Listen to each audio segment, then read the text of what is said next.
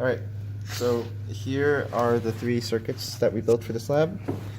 Right here is the circuit for part A, which is a constant current source using the power supply from the lab. Here we have part B's circuit, which is a current source as well, but from the Digilent's power supply.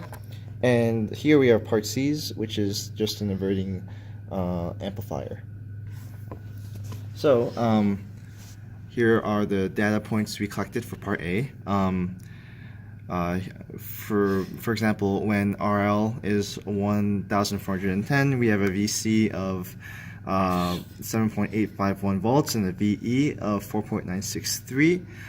At a certain point, as you can see, the circuit stops acting as a constant current supply, as noted by the values of VE changing.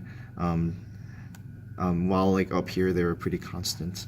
And part B acts in a similar fashion. For example, we have we have the RL of 1,676 ohms with a VC, and when RL is that value, we have VC of 4.982 and VE of 1.695.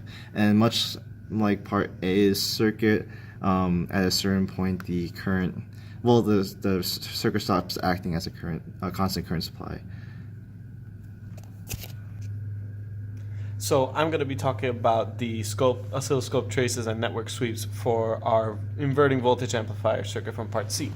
So here we have the oscilloscope trace where this yellow sine wave is our input source and the blue sine wave is the output at the collector. So we can see here, first of all, that the waves have actually been inverted by 180 degrees, as can be seen because the trough of the output sits at the same point as where the peak for the input is. We also see a DC offset of about 2.5 volts due to the differences between our VCC and VEE power supplies from our Digilent. And then we also see a gain of about 2. This input wave is a half volt peak to peak sine wave, while this one is about a volt peak to peak.